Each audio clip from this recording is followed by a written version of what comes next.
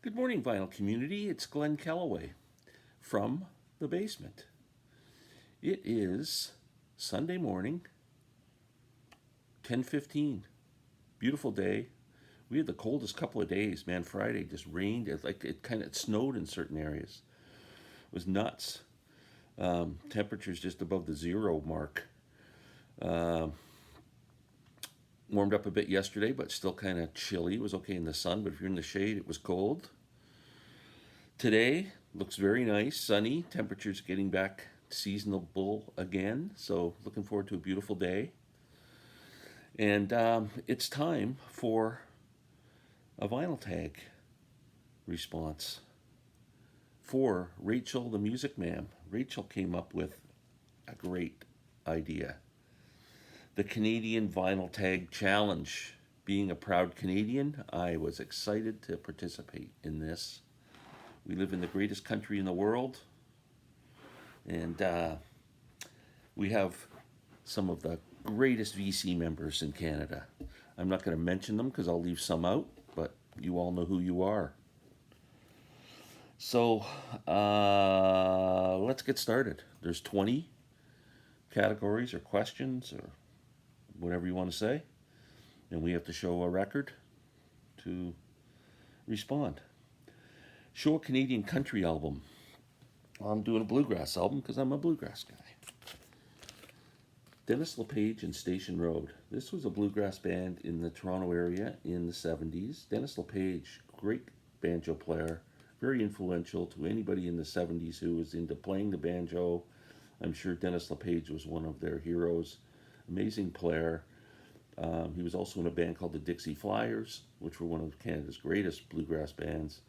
Then did a couple solo albums, instrumental banjo records that are fantastic, and joined this band, Station Road, and these guys were so good. DENIS LePage and Station Road, that's going to be my country album. Jazz album, I was going to go Oscar Peterson. I thought, that's too easy. I'm going to go one of the great, if you're again around in Toronto in the 70s, 80s, probably into the 90s, these guys were incredible. Rob McConnell and the Boss Brass. This was every great jazz musician in Canada joining forces and playing, and they used to play all over, and they were incredible. Big band jazz.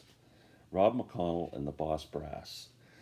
Here are some of the people who played in this band. Mo Kaufman, Eugene Amaro, Guido Basso. I mean, these guys are jazz icons in Canada. Of course, Rob McConnell, Jimmy Dale, Ed Bickert on guitar. Incredible band. I bought this album for actually, I was at Sam the Record Man in Belleville, Ontario. And if you spent $30, you got to take a record for free, and this was in the bin for free, brand new. Haven't heard these guys forever, but saw them play. Even when I wasn't into jazz, they were fantastic. Rob McConnell and the Boss Brass. Oh, Canadian artist from an American band. Well, how about Janis Joplin, the Full Tilt Boogie Band? Canadians. How about Brad Campbell on bass? How about Ken Pearson on organ? How about Richard Bell on piano? 3 Canadians were in the Full Tilt Boogie Band, who I saw with Janis in 1970 at Festival Express in Toronto. Great, great show. You can't go wrong with that one. Okay, show a female artist. I'm going with JONI. Joni Mitchell, Shadows and Light. It's the live album. Love this record. Joni Mitchell doesn't get you don't get better Canadian female artists than that, although there are lots of them. Show a Canadian metal album. I don't have a lot of Canadian metal in my collection, so I had to go with Rush. I'm going to be using them a couple times in this video. So here's Exit Stage Left. We'll call that a metal album. They're kind of progressive metal, right? Okay, 45. Another Toronto band that I loved in the 70s. I've told this story before. This is the original Sloth Band. Band in Toronto. Tom Evans and two brothers, Ken and Chris Whiteley. Great musicians. They had a band in Toronto called the Original Sloth Band that played a lot of old jug band stuff, plus 20s and jazz and blues. So they would cover Bessie Smith and Fats Waller and all this stuff. They were great, great band. They did a cover of Wilson Pickett's song 6, 3, 4, 5, 7, 8, 9, 45, recorded in Hamilton, Ontario, produced by Daniel Lanois before he went to the States and started recording with all the heavyweights. So the Original Sloth Band, there's one of their albums right there, actually. Great band. If you're into old blues and jazz and stuff like that, and you see these albums anywhere, if you find them, they're cheap, because no one ever heard of these guys, but they're amazing. So you might pick up those albums for $5. A great investment. French-Canadian artists, I'm stretching. Rachel, I'm stretching. I need a 60-inch screen. I'm stretching so far. I don't have anybody who, French-Canadian artist, but so I'm just going to go with somebody who was born in Montreal, Leonard Cohen.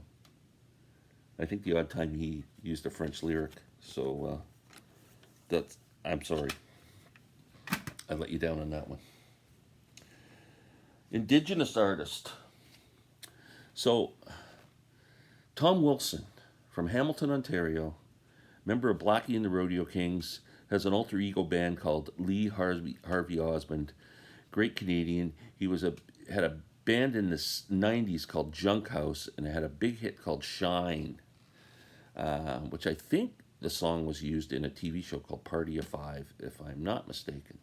But anyway, Tom is a great artist, and he's a great visual artist too. Like, he does the covers, he paints. Look at that. You can buy Tom's art, but that's what he does is he uses indigenous type theme, and he etches lyrics from his songs in there. I don't know if you can see that.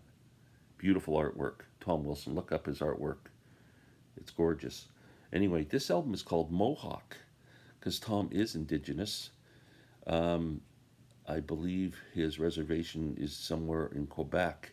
But this album's called Mohawk, and it's kind of him discovering his heritage. This album has a lot of introspective songs about that. Excellent, excellent album. It is under the Lee Harvey Osmond moniker, so strongly suggest picking this album up. Mohawk, the great Tom Wilson. Okay, Canadian prog rock. I got to go back with Rush.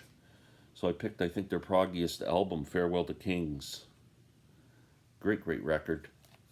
Rush, Farewell to Kings. This is the 40th anniversary set. So that's the end of my Rush on this video. I think I've used them up. Okay, Show Canadian Pressing. Rachel VCLT'd me this a long time ago. Beatles. Something new. It's a 70s reissue, Capitol, but it's a Canadian pressing. Okay, show a Canadian folk album. It doesn't get folkier than this. Stan Rogers. The great Stan Rogers, who left us too soon in that tragic plane fire on the runway in Cincinnati. But Stan left us with some amazing music. If you don't know Stan Rogers, you should. He's got quite a few albums out. They're all amazing. Stan Rogers. This one's Fogarty's Cove. Show an album with snow on the cover. Stretch. I could not find an album with snow on the cover, and then it just dawned on me. I got one that's totally snow. You can't tell, but they just held the camera down on the snow, and then they glossed it over. So this is it. That's a white cat in a snowstorm. The White Album.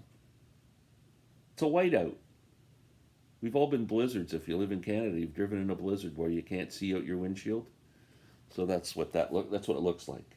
So okay, that might have been my greatest stretch ever. Canadian male solo artist. I am going with the great Harry Manx from BC. Harry Manx. This album's called 20 Strings and the Truth.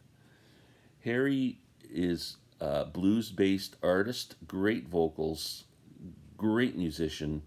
He plays he went to, blues guy who went to India to study music and learned how to play this instrument called, why am I going to call it a Mohan Veena? I can't think. I got to look it up. I'm sorry.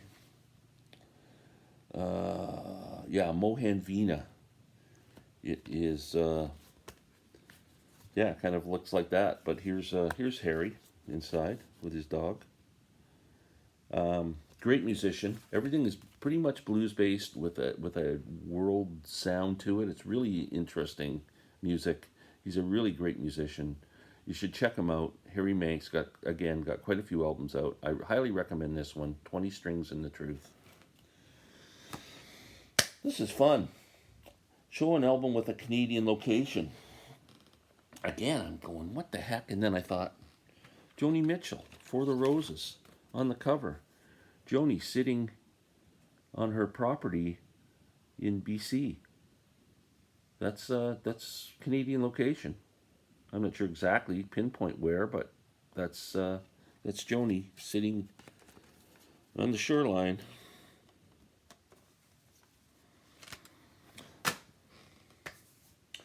An album with a Canadian symbol, a leaf, a moose, a duck. Okay. Toronto, 60s, the Yorkville scene. Canada's Rolling Stones, the Ugly Ducklings. There's a bunch of ducks. Ugly Ducklings had two big hits, Gaslight and Nothing. And great band. They opened for the Stones in Toronto at Maple Leaf Gardens. The Stones were aware of them too. They sounded a lot like the Stones. They're great. And this album is coming out on vinyl for Record Store Day this year. I'm not sure if it's the first Record Store Day drop or the second one, but it is going to be on yellow vinyl. I am dying to get that. And if you don't know the Ugly Ducklings and you love the Stones and that, and you want to check out some Canadian music history, this is a great comp, the Ugly Ducklings. Okay, who's next? Show an album with a Canadian label. Let's go with Bruce Cockburn. This one's Sun Will Dance. It doesn't get any more Canadian on a label than True North Records. All Bruce's albums were on True North. A lot of Canadian folk type stuff. Murray McLaughlin. I'm trying to think of who else might have been on this label, but True North Records. An album recorded live in Canada. One of my favorite bands, King Crimson. Live in Toronto. This is a killer live album. Killer. The Queen Elizabeth Theatre in Toronto in 1915, November 20th. Awesome album. There's the CD. There's